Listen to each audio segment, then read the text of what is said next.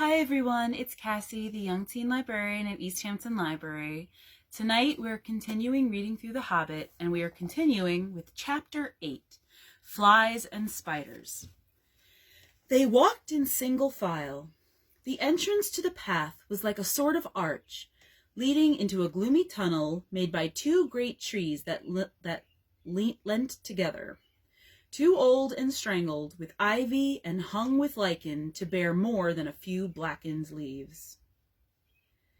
The path itself was narrow and wound in and out among the trunks. Soon the light at the gate was like a little bright hole far behind, and the quiet was so deep that their feet seemed to thump along while all the trees leaned over them and listened. As their eyes became used to the dimness, they could see a little way to either side in a sort of darkened green glimmer. Occasionally, a slender beam of sun that had the luck to slip in through some opening in the leaves far above, and still more luck in not being caught in the tangled boughs and matted twigs beneath, stabbed down thin and bright before them. But this was seldom, and it soon ceased altogether. There were black squirrels in the wood. As Bilbo's sharp, inquisitive eyes got used to seeing things, he could catch glimpses of them whisking off the path and scuttling behind tree trunks. There were queer noises, too, grunts, scufflings, and hurryings in the undergrowth, and among the leaves that lay piled endlessly thick in places on the forest floor, but what made the noises he could not see. The nastiest things they saw were the cobwebs. Dark, dense cobwebs with threads extraordinarily thick, often stretched from tree to tree, or tangled in the lower branches on either side of them. There were none stretched across the path, but whether because some magic kept it clear, or for what other reason, they could not guess. It was not long before they grew to hate the forest as heartily as they had hated the tunnels of the goblins, and it seemed to offer even less hope of any ending. But they had to go on and on, long after they were sick for a sight of the sun and of the sky, and longed for the feel of wind on their faces. There was no movement of air down under the forest roof, and it was everlastingly still and dark and stuffy. Even the dwarves felt it, who were used to tunneling, and lived at times for long whiles without the light of the sun. But the hobbit, who liked holes to make a house in, but not to spend summer days in, felt that he was being slowly suffocated. The nights were the worst. It then became pitch dark. Not what you call pitch dark, but really pitch, so black that you really could see nothing. Bilbo tried flapping his hand in front of his nose, but he could not see it at all. Well, perhaps it is not true to say that they could see nothing. They could see eyes. They slept all closely huddled together, and took it in turns to watch. And when it was Bilbo's turn, he would see gleams in the darkness round them, and sometimes pairs of yellow or red or green eyes would stare at him from a little distance, and then slowly fade and disappear, and slowly shine out again in another place. And sometimes they would gleam down from the branches just above him, and that was most terrifying. But the eyes that he liked the least were horrible, pale, bulbous sort of eyes. Insect eyes, he thought, not animal eyes, only they are much too big. Although it was not very cold, they tried lighting watchfires at night, but they soon gave that up. It seemed to bring hundreds and hundreds of eyes all round them, though the creatures, whatever they were careful never to let their bodies show in the little flicker of the flames. Worse still, it brought thousands of dark gray and black moths, some nearly as big as your hand, flapping and whirring round their ears. They could not stand that, nor the huge bats, black as a top hat either. So they gave up fires and sat at night and dozed in the enormous, uncanny darkness. All this went on for what seemed to the hobbit ages upon ages, and he was always hungry, for they were extremely careful with their provisions. Even so, as days followed days, and still the forests seemed just the same, they began to get anxious. The food would not last forever. It was, in fact, already beginning to get low. They tried shooting at the squirrels, and they wasted many arrows before they managed to bring one down on the path.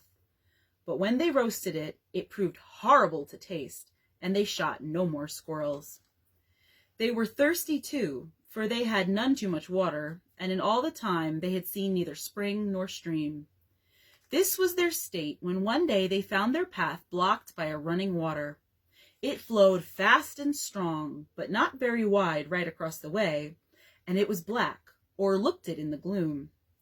It was well that Bjorn had warned them against it, or they would have drunk from it, whatever its color, and filled some of their empty skins at its bank. As it was, they only thought of how to cross it without wetting themselves in its water.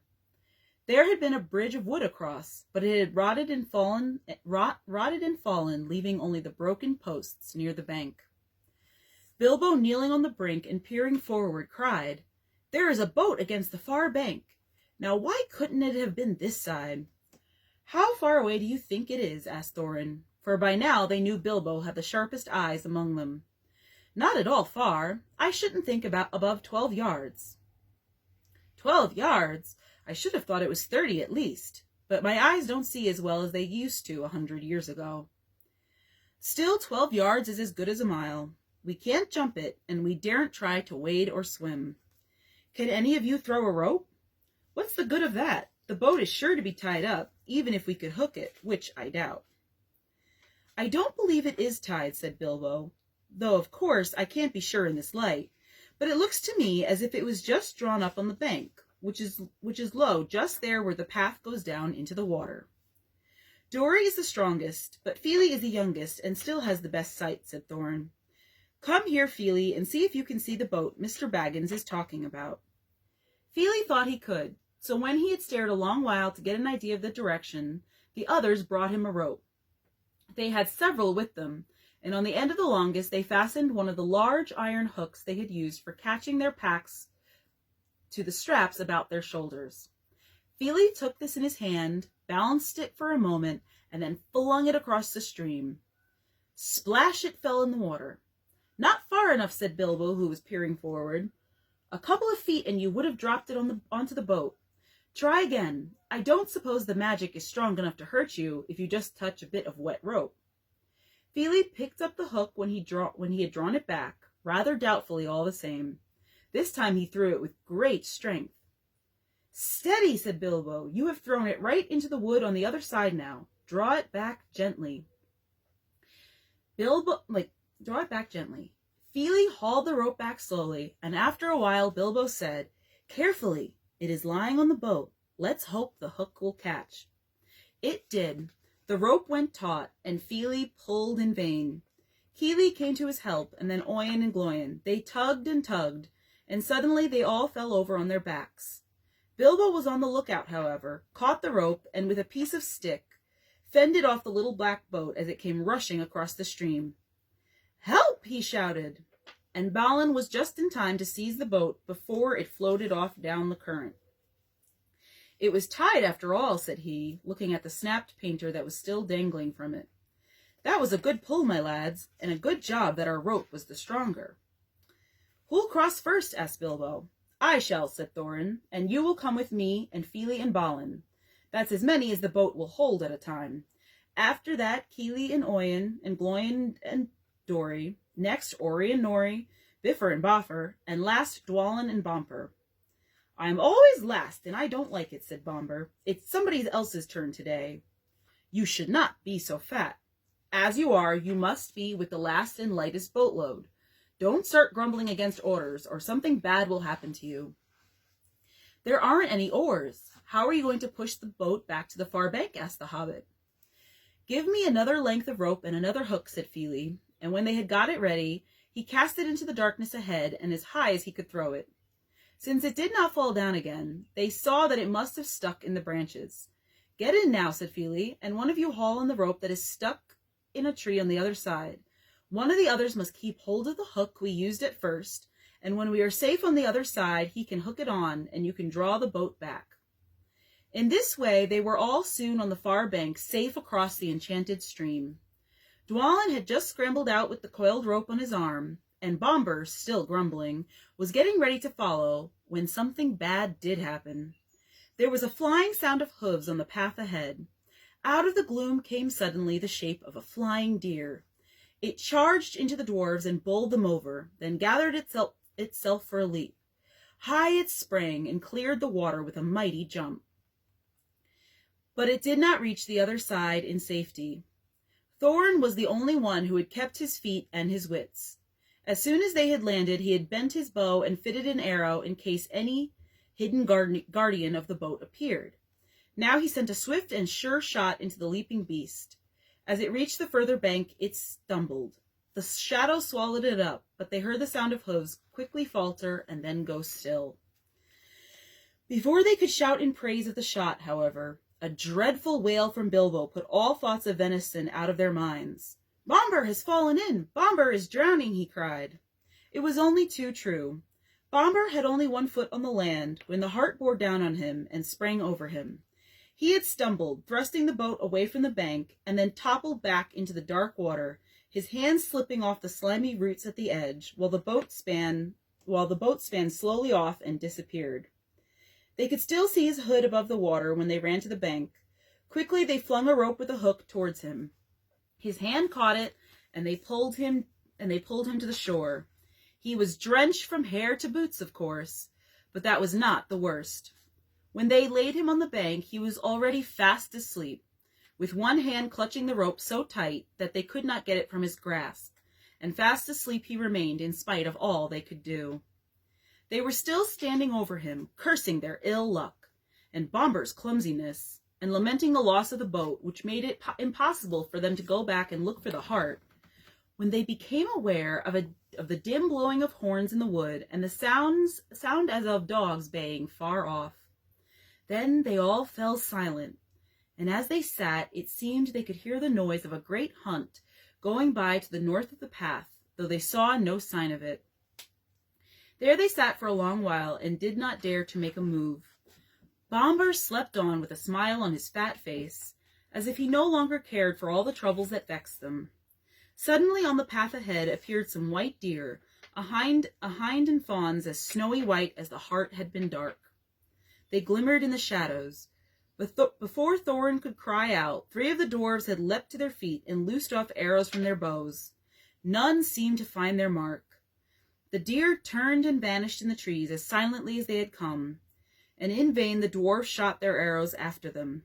"Stop! Stop!" shouted Thorin. But it was too late.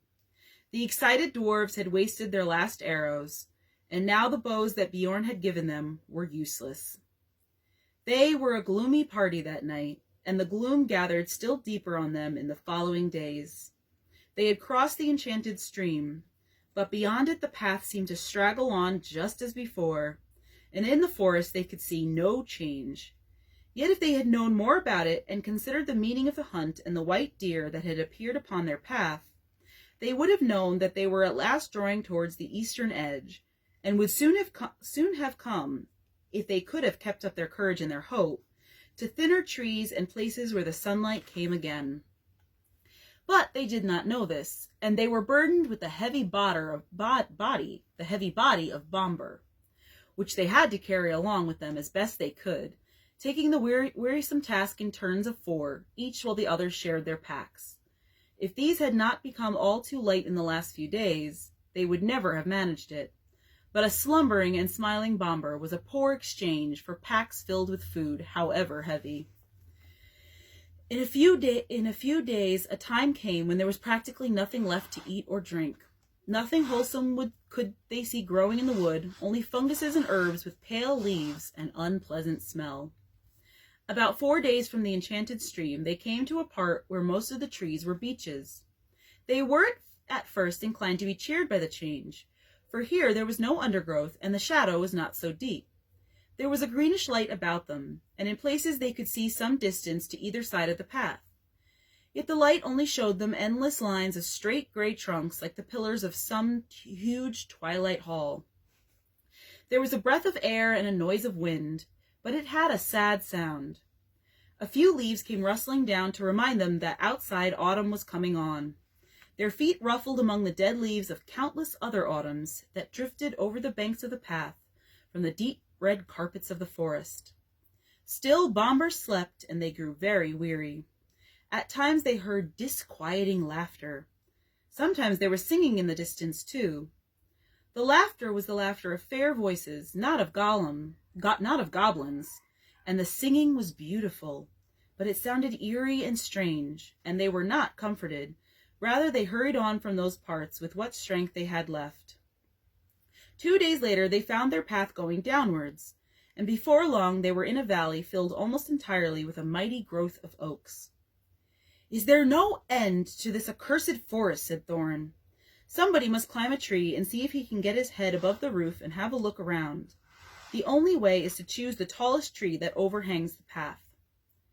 Of course, somebody meant Bilbo. They chose him because to be of any use, the climber must get his head above the topmost leaves, and so he must be light enough for the highest and slenderest branches to bear him. Poor Mr. Baggins had never had much practice in climbing trees, but they hoisted him up into the lowest branches of an enormous oak that grew right out into the path, and up he had to go as best he could. He pushed his way through the tangled twigs with many a slap in the eye. He was greened and grimed from the old bark of the greater boughs. More than once he slipped and caught himself just in time. And at last, after a dreadful struggle in a difficult place where there seemed to be no convenient branches at all, he got near the top. All the time he was wondering whether there were spiders in the tree, and how he was going to get down again, except by falling. In the end, he poked his head above the roof of leaves, and there he found spiders all right. But they were only small ones of ordinary size, and they were after the butterflies. Bilbo's eyes were nearly blinded by the light. He could hear the dwarves shouting up at him from far below, but he could not answer, only hold on and blink. The sun was shining brilliantly, and it was a long while before he could bear it. When he could, he saw all round him a sea of dark green, ruffled here and there by the breeze, and there were everywhere hundreds of butterflies. I expect they were a kind of purple emperor, a butterfly that loves the tops of oak woods. But these were not purple at all. They were a dark, dark, velvety black, without any markings to be seen. He looked at the black emperors for a long time, and enjoyed the feel of the breeze in his hair and on his face. But at length the cries of the dwarves, who were now simply stamping with impatience down below, reminded him of his real business. It was no good. Gaze as much as he might, he could see no end to the trees and the leaves in any direction. His heart, that had been lightened by the sight of the sun and the feel of the wind, sank back into his toes. There was no food to go back to down below.